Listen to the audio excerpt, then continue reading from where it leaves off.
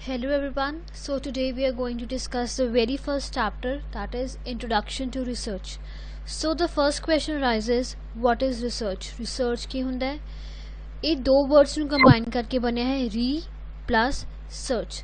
So re मतलब दोबारा, that is again, and search means to find the information. So research is basically ये मतलब है कि ਆਪਾਂ ਕੋਈ ਵੀ ਚੀਜ਼ ਨੂੰ ਦੁਬਾਰਾ सर्च कर रहे हैं, ठीक है, इन्फॉर्मेशन दोबारा ले रहे हैं ताकि उस चीज़ बारे होर नॉलेज गेन कर पाइए. That is what research.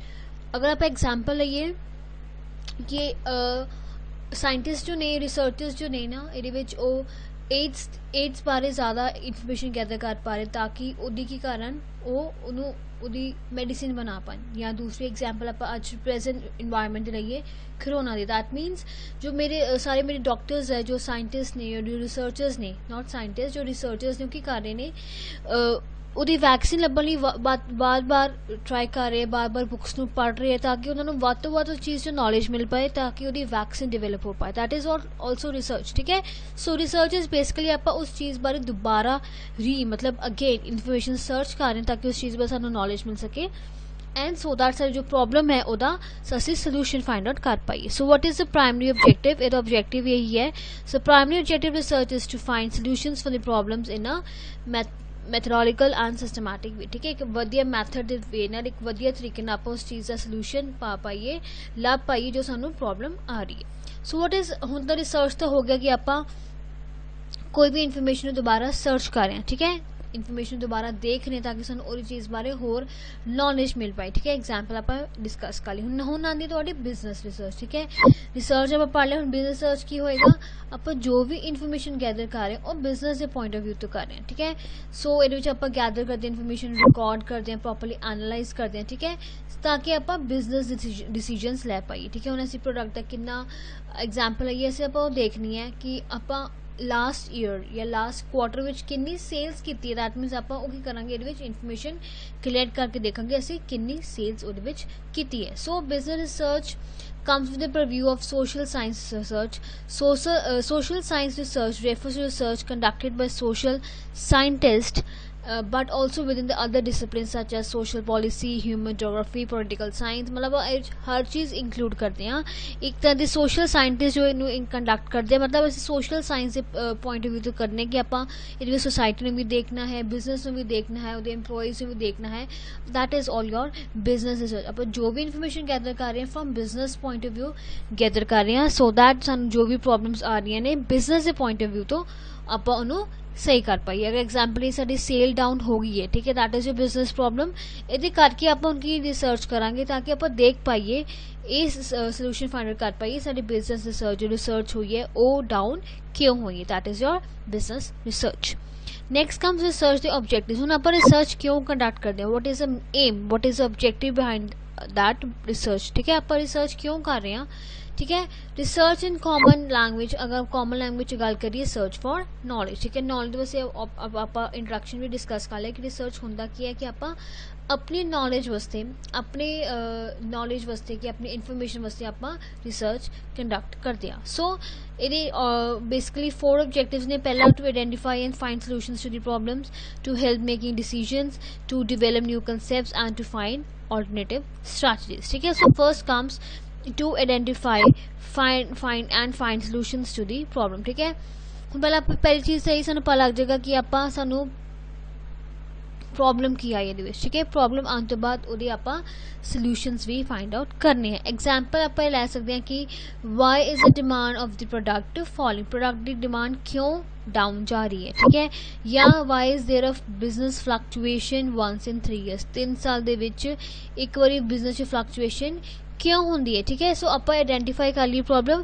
हूँ सानू पता लग गया कि सानू प्रॉब्लम की आ रही है. जब सानू पता प्रॉब्लम की आ रही है, सानू उस चीज़ का इन्फॉर्मेशन गैदर करनी बहुत ईजी हो जाती है. आप उहदे अकॉर्डिंग रेलिवेंट डाटा कलैक्ट करके अपनी प्रॉब्लम को सॉल्व कर सकते हैं. सो आप ये देखना, सब तो पहले आप चीज़ यही देखनी कि आप आइडेंटिफाई करना है सानू प्रॉब्लम की आ रही है तो उस चीज़ आप सोल्यूशन फाइंड आउट करना. उसी इन्फॉर्मेशन की आप की करेंगे, वध तो रेलिवेंट डाटा इन्फॉर्मेशन गैदर कर लेंगे. सैकेंड आता थोड़ा point, to help in making decisions. ठीक है, सो जब तक आप रिसर्च नहीं करेंगे आप इन्फॉर्मेशन जो भी है आप कोई भी अच्छा डिसीजन नहीं ले पाओगे। ठीक है, एग्जाम्पल के तौर पे है कि should we maintain the advertising budget same as last year. ਹੁਣ ਆਪਾਂ जो लास्ट ईयर जो ਆਪਾਂ बजट यूज़ ਕੀਤਾ ਸੀਗਾ, ठीक है, जो एडवर्टाइजिंग बजट ਆਪਾਂ प्रिपेयर ਕੀਤਾ ਸੀਗਾ ਸਾਨੂੰ ਉਹੀ ਇਸ ਸਾਲ सेम करना चाहिए कि नहीं करना चाहिए। सानू ये रिसर्च हेल्प करेगा ਇਹਦੇ ਵਿੱਚ कि सानू डिसीजन ਲੈਣ ਨੂੰ हेल्प करेगा कि सानू कितना चेंज करना चाहिए, अगर करना चाहिए या बिल्कुल सेम अडॉप्ट करिए। इट डिपेंड्स अपॉन कि इस रिसर्च करने तो बाद ही सानू ਇਹਦਾ सोल्यूशन मिल पाएगा।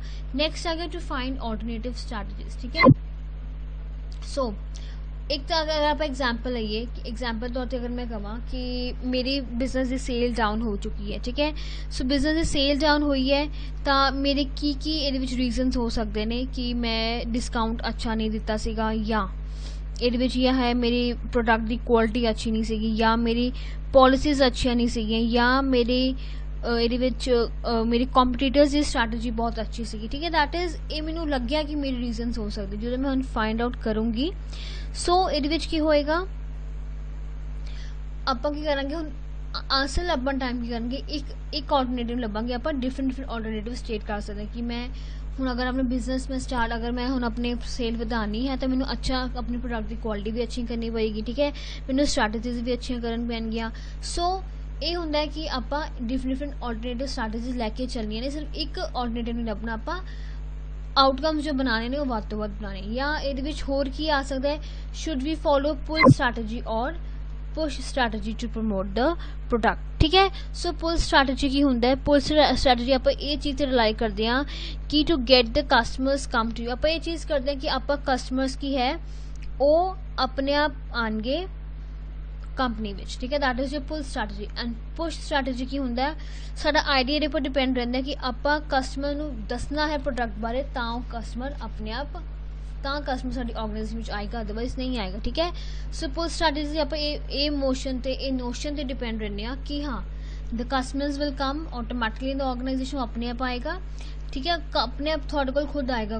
या पुश मतलब होंगे कि आप पहले उन्होंने अवेयर करवाना है कि कि ये प्रोडक्ट मार्केट में नवा है, ये क्वालिटीज ने उस अकॉर्डिंग थोड़े कस्टमर थोड़े को आएगा। ठीक है, सो इस अकॉर्डिंग भी आप अपनी स्ट्रैटेजीज बना सकते हैं। And next comes your last objective is to develop new concepts. So what is to develop new concepts? It is the customer relationship management CRM, that means ਆਪਾਂ अच्छा relationship build up करना customer ਨਾਲ, या horizontal marketing करनी है, that means product जिਵੇਂ ਆਪਾਂ purchase कर ली उस तो बाद ਆਪਾਂ production ਕੀਤੀ उस तो बाद ਆਪਾਂ sale की, that means एक horizontal है। ठीक है, एक line ਵਿੱਚ ਚੱਲ ਰਹੀ ਉਹ ਕਰਾਂਗੇ, या ML that is multi level marketing। so ਆਪਾਂ नए concepts बनाने तो बाद ਆਪਾਂ ये भी रिसर्च का थोड़ा ऑब्जेक्टिव है। ठीक है, so this is all about your कि थोड़े 4 ऑब्जेक्टिव्स होंगे हैं बिजनेस रिसर्च की होंगे है 4 objectives.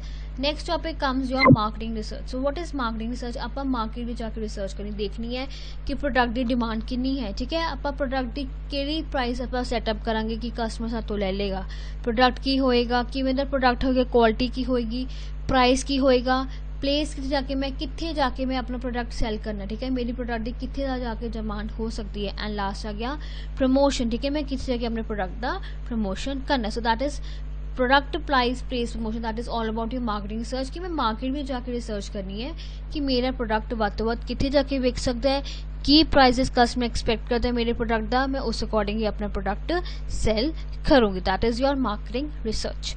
So next comes your definition। ठीक है, आप कोई भी डेफिनेशन कर लेने according to Redman and Mory research is systematized effort to gain new knowledge. आप एक एफर्ट कर रहे हैं जिस आप न्यू नॉलेज या कुछ चीज़ दोबारा सर्च कर रहे हैं, देख रहे हैं और ਵੱਧ ਤੋਂ ਵੱਧ होर अपने नॉलेज वास्ते इंफॉर्मेशन गैदर कर रहे हैं। That is your definition by Redman and Mory. ठीक है, कोई भी आप डेफिनेशन कर सकते हैं किसी भी ऑथर की, किसी भी रिसर्चर की, ईजी है तो यही है, research is a systemised effort to gain new knowledge। So next very important question comes research process। it can also come for 10 marks, usually 10 marks का question बनता है कि रिसर्च अगर आप करनी है तो की आप स्टेप्स फॉलो करांगे रिसर्च करने वास्ते। ठीक है, सो ਇਹਦੇ ਵਿੱਚ ਆਪਾਂ ਟੋਟਲ 9 ਸਟੈਪਸ ਫੋਲੋ ਕਰਦੇ ਹਾਂ।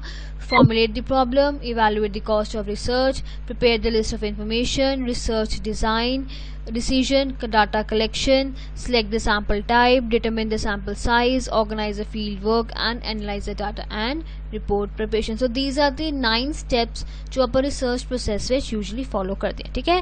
So the first point comes from problem formulation. So what is problem formulation? Problem formulation is a key to research process.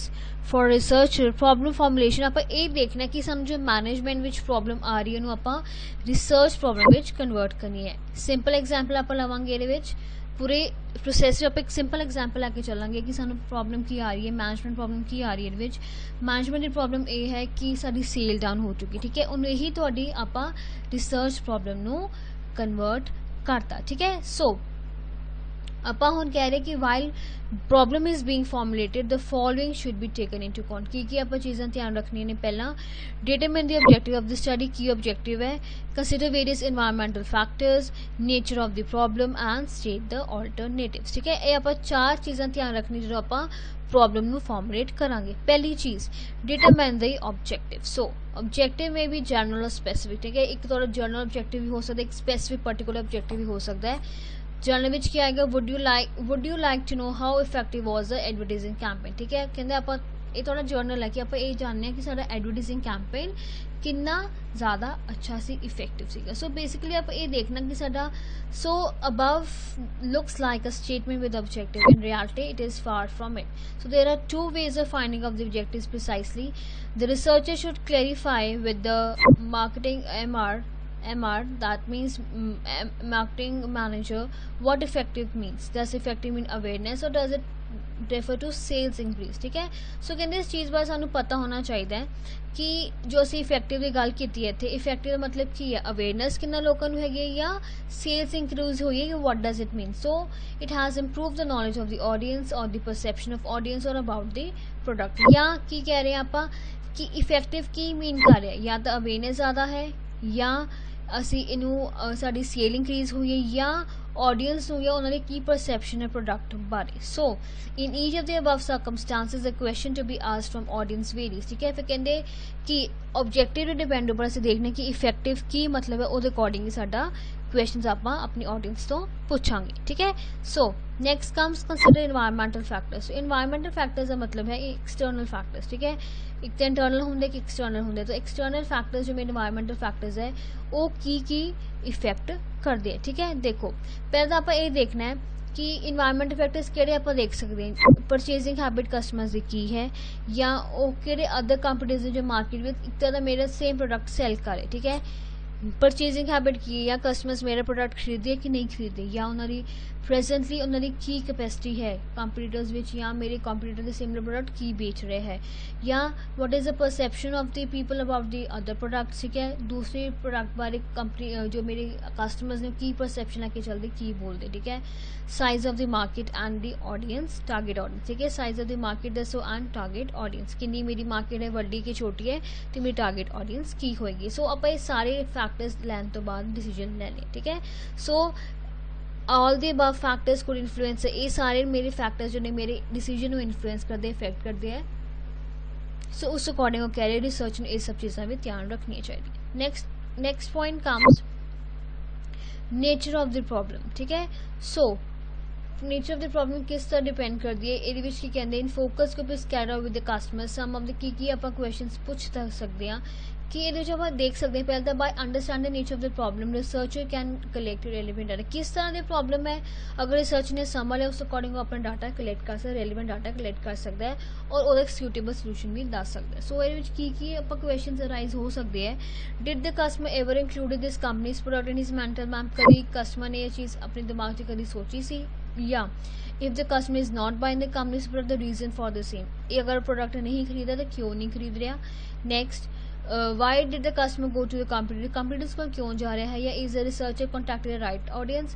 अगर आप एग्जाम्पल तौर पर देखिए, अगर मैं कॉस्मैटिक प्रोडक्ट की गल करांगी तो रूरल एरियाज में मे बी लोग बहुत ही next to impossible, next to बिल्कुल ही लेंदे होंगे प्रोडक्ट, ठीक है, but in urban areas it is at the high demand, ठीक है, तो ये चीज़ डिमांड ते होंदी है। हुण अगर मैं ये देखें कि कॉस्मैटिक प्रोडक्ट की कितनी मेरी प्रोडक्ट की सेल हो रही है, कितनी यूजेज है, तो ऑब्वियसली मैं अर्बन एरिया में जाऊँगी, रूरल एरिया में नहीं जाऊँगी। So the fourth point states that कि अगर रिसर्च जो है और राइट जो रिसर्चर है राइट टारगेट ऑडियंस को कॉन्टैक्ट कर रहा है कि नहीं कर रहे, ठीक है। So next comes state the alternatives, ठीक है। हुण आप की कर रहे हैं, आप जो ऑलरेडी डिस्कस किया कि आप अगर कोई भी प्रॉब्लम आ रही है तो आप एक सोल्यूशन लैके नहीं चलना, आप डिफरेंट ऑल्टरनेटिव्स लैके चलने, ठीक है। एग्जाम्पल तौर से देखो कि लिखा हुआ है, whether to introduce a sachet for form of packaging with the view to increase sales, the hypothesis will state that acceptance of sachet by the customer will increase the sales by 20%। कहते अगर आप कोई भी shampoo वगैरह कुछ भी करना तो वो सैशे सानू करनी चाहिए कि नहीं करनी चाहिए, ये हाइपोथेसिस मतलब एक एग्जाम्पशन है कि अगर आप एग्जाम्पशन सानू ये दस दी है कि अगर आप सैशे नू इंट्रोड्यूस किया तो साढ़े 20% सेल इंक्रीज हो जाएगी, ठीक है। सो आप कह रहे हैं कि इस तो पहला की करांगे, आप एक टेस्ट मार्केटिंग करांगे, एक छोटा सा एरिया ले लेंगे और आप चेक करांगे कि सानू सैशे इंट्रोड्यूस करने चाहिए कि नहीं चाहिए, ठीक है। सो कह रहे हैं कि हर एक ऑल्टरनेटिव से आप हाइपोथेसिस डेवलप करते हैं, एक असम्पशन डेवलप करते हैं, ਉਹਦੀ बेसिस उपर की करते हैं आप डिसीजन लेने, ठीक है। So that was the first point. आप ये पॉइंट डिस्कस किया डिटरमाइन दी प्रॉब्लम फॉर्मुलेशन कर लिया, ਉਹਦੇ अंडर ये 4 पॉइंट्स आते से कि determine the objective of the study, consider various environmental factors, nature of the problem and state the alternatives, ठीक है। सो ये आगे फर्स्ट पॉइंट। सेकंड आगे थोड़ा cost of research. So cost of research मतलब कह रहे अगर ਤੁਹਾਨੂੰ ਉਹਦੇ ਬੈਨੀਫਿਟ ਘੱਟ ਮਿਲ ਰਿਹਾ ਹੈ ਬਟ ਤੁਹਾਨੂੰ ਕਾਸਟ ਬਹੁਤ ਜ਼ਿਆਦਾ ਪੈ ਰਹੀ ਹੈ ਤਾਂ ਆਪਾਂ ਉਹ ਵਾਲਾ ਮੈਥਡ ਰਿਸਰਚ ਦਾ ਨਹੀਂ ਕਰਾਂਗੇ, ਠੀਕ ਹੈ। ਸੋ ਆਪਾਂ ਇਹਦੇ ਵਿੱਚ ਕੀ ਕਰਨੀ ਹੈ, ਓਬਵੀਅਸਲੀ ਅਗਰ ਸਾਨੂੰ ਪੈਸੇ ਜ਼ਿਆਦਾ ਲੱਗ ਰਹੇ, ਸਾਨੂੰ ਬੈਨੀਫਿਟ ਨਹੀਂ ਮਿਲ ਰਹੀ, ਵੈਲਿਊ ਨਹੀਂ ਮਿਲ ਰਹੀ ਤਾਂ ਆਪਾਂ ਉੱਥੇ ਰਿਸਰਚ ਕੰਡਕਟ ਕਿਉਂ ਕਰਾਂਗੇ, ਠੀਕ ਹੈ, ਕਾਸਟ ਕਿਉਂ ਫालतू ਦੇਵਾਂਗੇ। ਸੋ ਆਪਾਂ ਇਹ ਚੀਜ਼ ਦੇਖਣੀ ਹੈ ਕਿ ਆਪਾਂ ਇਹਦੇ ਵਿੱਚ ਕਾਸਟ ਨੂੰ ਇਵੈਲੂਏਟ ਕਰਾਂਗੇ।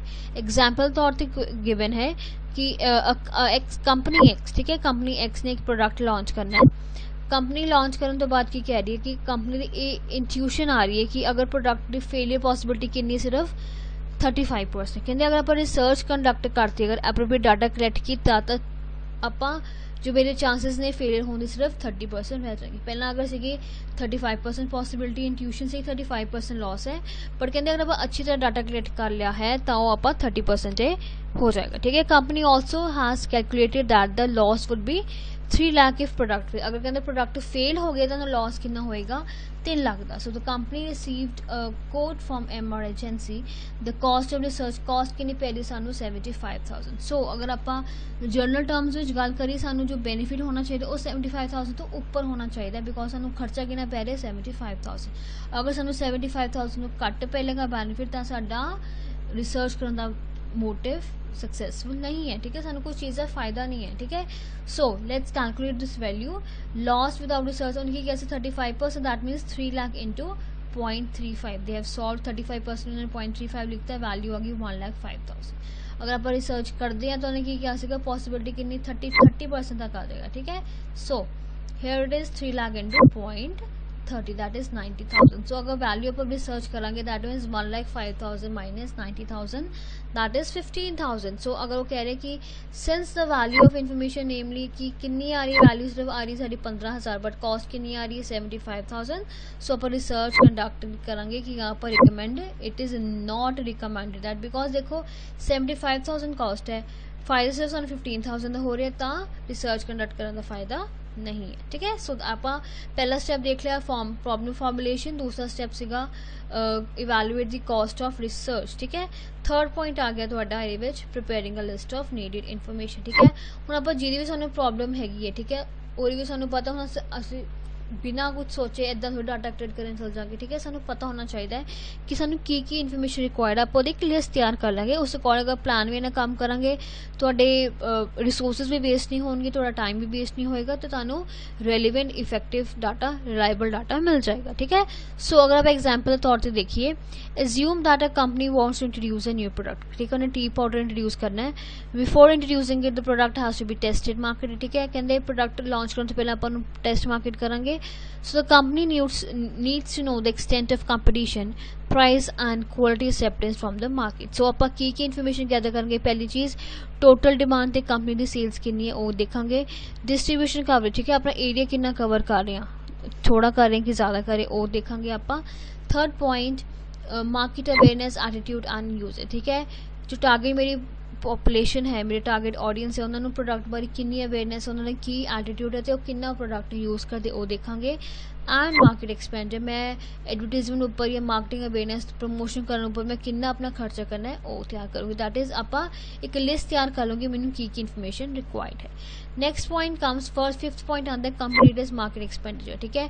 मेरा कितना खर्चा है, मेरे को कितना बजट है तो मेरे कंपीटिटर्स वो कितना अपना दे रहे कॉन्ट्रीब्यूट कर रहे, that is your competitors market expenditure, ठीक है। Next point comes fourth point decision और रिसर्च डिज़ाइन, ठीक है। मैं किस तरह रिसर्च डिज़ाइन करना, research design is basically your plan, ठीक है। आप की प्लान तैयार कर रहे हैं अपनी रिसर्च कंडक्ट करने वास्ते, ठीक है। सो ये दो तरह की रिसर्च दसियां ने, exploratory research and conclusive. Exploratory research का मतलब है कि आप अगर मेरिया कोई भी चीज़ मैंने प्रॉब्लम आ रही और मेरी हर एक पॉसिबिलिटी मैं लिस्ट आउट कर लेना, मैं एक या दो मेरी पॉसिबिलिटी नहीं, अगर मेरी सेल डाउन हुई है फॉर एग्जाम्पल सारी सेल डाउन हुई है, ठीक है। सो अगर सेल डाउन होने पर किन्नी और चीज़ा नहीं, ठीक है, किन्नी पॉसिबिलिटीज आप सारिया लिख देंगे। Causes for decline in sales of a specific company's product in a specific territory under a specific salesman. तो ये आप हर एक जो रिसर्च है हर पॉसिबिलिटी एक्सप्लोर करेगा कि सेल क्यों डाउन हो रही है, ठीक है। सो देखो ये जो ने 7 ऑल्टरनेटिव्स देते कि प्रोडक्ट की अच्छी प्लानिंग नहीं सीगी, प्राइस ज़्यादा सीगी, डिस्काउंट कार्ड सीगा या अवेलेबल टाइम से नहीं सीगा, या मैं अच्छी तरह एडवर्टाइजमेंट नहीं की, या सेल्समैनशिप उन्होंने अच्छी अपनी उन्होंने सर्विसेज नहीं प्रोवाइड की, या पुअर क्वालिटी ऑफ सेल्समैनशिप या उन्होंने अवेयरनेस नहीं सी। So exploratory research is basically what is कि मैं जो भी मेरी पॉसिबिलिटीज़ होंगी मैं उन्होंने प्रॉपरली हर एक पॉसिबिलिटी में प्रॉपरली एक्सप्लोर करूँगी, ठीक है। Next comes your conclusive research. Conclusive research का मतलब है सिर्फ एक या दो फैक्टर ही रिस्पॉन्सिबल होंगे ने, ज़्यादा फैक्टर रिस्पॉन्सिबल नहीं होंगे, ठीक है। सो आप ज़्यादा डीप स्टडी नहीं करेंगे बट एक्सप्लोरेटरी रिसर्च भी ज़्यादा डीप स्टडी करांगे, ठीक है। सो पहला पॉइंट आ गया रिसर्च डिज़ाइन की मैं पहला एक्सप्लोरेटरी रिसर्च करनी की कंक्लूसिव रिसर्च करनी है। दूसरा पॉइंट आ गया मेरा कि मैं किन्ना इंटरव्यू करना है डाटा कलैक्ट करने वास्ते, who should be interviewed for collecting data, ठीक है। सो मैंने पता होना चाहिए कि मैं किन्ना डाटा जिस प्रॉब्लम होएगी तो मैं किस प्रोडक्ट की, अगर मेरे एडल्ट्स की कोई चीज़ ही हुई है, ठीक है, एडल्ट प्रोडक्ट की मेरी सेल डाउन हुई है तो मैं ऑब्वियसली एडल्ट्स को जाऊँगी। अगर मेरी चिल्ड्रन की हुई है जिमें कोई थोड़ा कॉन्फ्लिक्स मॉर्निंग का हो गया या इदा दी चीज़ां जो चिल्ड्रन बहुत ज़्यादा यूज करते तो उन्होंने तो डाटा कलेक्ट करूँगी। सो मैंने पता होना चाहिए कि मैं कितना डाटा कलेक्ट करूँ, ठीक है। So third point should a few cases be study और चूज अ लार्ज सैंपल, ठीक है। ये चीज़ में डिपेंड करती बजट के टाइम पर, ठीक है। मैं ज़्यादा लोगों को जाके डाटा कलेक्ट करना है कि थोड़ी सी लोगों को जाके डाटा कलेक्ट करना है। So should a few cases be study और choose a large sample। And how to incorporate experiment in research। So if it is experiment where and when measurement should be take place should be decided। मैं कितने और कदों measurement करनी है, research करनी है, मैनू ये चीज़ बारे पता होना चाहिए। ठीक है। दीज आर द 4 पॉइंट्स ये मैं कंसिडर करूँगी अपने रिसर्च डिज़ाइन वास्ते। Next point come select the sample type, ठीक है। यूजली दो तरह के सैंपल टाइप्स होंगे हैं, probability and non probability. So what is probability sampling, देखो ये देखो केड़ी करनी है प्रोबेबिलिटी सैंपलिंग या non probability sampling. So what is probability sampling, probability sampling का मतलब है ये की कर रही है मैं हर एक आइटम में इक्वल चांस है कि वो ये सिलेक्ट हो पाए। Best example is your lottery system, ठीक है। लॉटरी सिस्टम में देखो आप चिट्स पाने कोई भी चिट बाहर आ सकती है, ठीक है। That is your probability sampling. ये हर एक यूनिट ऑफ आइटम, ठीक है, जो भी यूनिट होएगा कोई भी आइटम होएगी उन्होंने इक्वल चांस है कि वो ये सिलेक्ट हो सकता है। Next comes your non probability sampling. Non probability sampling का ये मतलब है कि नॉन प्रोबेबिलिटी सैंपलिंग मतलब है कि ये जो रिसर्च है अपनी कन्वीनियंस अकॉर्डिंग, ठीक है, अपनी जजमेंट अकॉर्डिंग आइटम्स में सिलेक्ट करता, that is your non probability sampling. अगर लग गया कि एक पब्लिशर है, एग्जाम्पल तौर पर आपका की हो सकता है फॉर एग्जाम्पल कि एक पब्लिशर है, ठीक है, उन्हें अपनी बुक पब्लिश की है तो उन्होंने देखना है कि पब्लिश की बुक की की रिवर्ट आ रहा है, ठीक है, किमें लोगों को पसंद आई है कि नहीं है, कुछ है, ठीक है। दैट मीन्स उन्हें अपना रिवर्ट बैक देखना है। So in that case what will do वो अपने घर के नियर बाय स्कूल भी चल जाएगी जिथे बुक हैगी है ताकि वो टीचर सिलेक्ट कर लेगा जो घर के नियर बाय टीचर्स अवेलेबल है। That मीनस that is a non probability sampling. असं अपनी कन्वीनियंस अपनी जजमेंट अकॉर्डिंग सैंपल्स चकते हैं, ठीक है। फिर आप फिफ्थ पॉइंट ये डिसाइड करना कि आप किस तरह सैंपल टाइप्स करनी है। Next come determine the sample size, ठीक है। That मीनस here it is written smaller the sample size larger the error and vice versa। वो कह रहे कि जिन्ना छोटा सैंपल साइज थोड़ा होएगा उतना ज़्यादा एरर होएगा बिकॉज इन्फॉर्मेशन में भी मैंने कोई करेक्ट ना देवे या कुछ मैनिपुलेट कर दे, ठीक है। So in that case they are saying कि जिन्ना लार्ज सैंपल होएगा उन्हें एरर्स घट होंगे, अगर जितना छोटा होएगा उन्हें एरर्स ज़्यादा होंगे। बट साइज़ भी कितने पर डिपेंड करता है कि मेरे को कॉस्ट कितनी अवेलेबल है, मेरे को टाइम कितना अवेलेबल है, या मैंने कॉस्ट कितनी लग रही है, मेरे को कितना टाइम अवेलेबल है, तो मैंने कितनी एक्यूरेसी चाहिए, उस अकॉर्डिंग मैं अपना सैंपल साइज सिलेक्ट कर लूँगी, ठीक है। Next point comes organise the field work. Field work का मतलब है कि मेरे जो सेल्स पर्सोनल्स है जिन्हें इट इज़ नॉट पॉसिबल कि मैं एक कला पर्सन जाके हर जगह तो इन्फॉर्मेशन कैसे करेगा, नो, ठीक है। सो मैं सेल्स पर्सोनल्स ਨੂੰ हायर करूँगी, ठीक है। उन्होंने किमें उन्होंने किमें लोगों को जाना है, ट्रेन करना है, ठीक है। मैं सेल्स पर्सन बेसिकली थी, मैं ट्रेन कर रही हूँ, ठीक है। उन्होंने किन्ने को जाके डाटा कलेक्ट करना है, की पूछना है, किस वे नाल किमें रिस्पोंडेंट्स अप्रोच करेंगे, ठीक है, किधर एक क्वेश्चन तैयार करने हैं या किस दिन मैं जाके रिस्पोंडेंट्स को जाऊँगी, सब को ये आप डिसाइड करते हैं। So last point comes analyse the data report and preparation, ठीक है। पहली चीज़ आती थोड़ा एडिटिंग, ਇਹਦੇ ਵਿੱਚ ਹੈਗਾ ਕੋਡੀਫਾइंग है, लास्ट ਵਿੱਚ आंदा थोड़ा टैबलेटिंग। एडिटिंग मतलब यही है कि ਆਪਾਂ कोई हर चीज़ आप करते हैं, data collecting should be scan to make sure it is complete and instructions are follow, ठीक है। आप ये चेक करने की आप जो भी इंस्ट्रक्शन प्रॉपरली फॉलो कीतियां ने कंप्लीट है आप एडिटिंग करने, ठीक है। सो अगर आप ये सब चीज़ें फॉलो कर रहे हैं, ये आप की करते हैं, आप देख लिया कि आप कोई मिसटेक वगैरह नहीं की, आप रूल्स के अकॉर्डिंग ही आप डाटा कलेक्ट किया कि नहीं किया, आप एडिटिंग में करेंगे, ठीक है। Next comes कोडिफाइंग। कोडिफाइंग मतलब है कि आप कई बार चीज़ों आप नंबर असाइन कर देंगे, ठीक है। सो वो आप चेक करना है कि वो नंबर का की मीनिंग आप प्रॉपर इन्फॉर्मेशन लिखांगे, जिवें गर्ल्स फीमेल्स एफ लिखता, मेल्स एम लिखता, या यस वाई लिखता, नो नो एन लिखता। दैट मीनस आप कोड्स देते हैं, उस अकॉर्डिंग आप उनके नंबर असाइन किए से उन्होंने आप चेक करेंगे। लास्ट काम कि आप उन्हें डाटा टैबुलेशन कर देंगे, जो भी डाटा आप कलैक्ट किया होएगा उन्होंने आप प्रॉपरली ऑर्डरली अरेंजमेंट लगा के आप डाटा कलैक्ट कर देंगे। So this is all about the process of research. It is very very important for 10 marks कि ये आप usually 8 steps follow 9 steps follow करते हैं। पहला स्टैप सीगा तुहाडा कि आप ये चेक करना कि प्रॉब्लम को फॉर्मुलेट करना है, उस तो बाद आप करांगे ये प्रॉब्लम फॉर्मुलेशन के बाद की करनी है आप evaluate the cost of research, ठीक है। कॉस्ट रिसर्च कर ली, लिस्ट ऑफ इन्फॉर्मेशन कर लिया, फिर आप रिसर्च डिजाइन्स बना के आप डाटा कलैक्ट किया, फिर डाटा का सैंपल टाइप देखा कि आप की सैंपल प्रोबेबिलिटी सैंपलिंग है, नॉन प्रोबेबिलिटी सैंपलिंग, फिर आप करना है सैंपल साइज देखना कि वड्डी सैंपल देखना कि स्मॉल, फिर फील्ड वर्क में देखांगे, दैट मीनस अपनी सेल्स पर्सन करांगे फील्ड वर्क च ट्रेन करांगे, एंड लास्ट आ गया analyse the data and report preparation. So this is all about your process of research.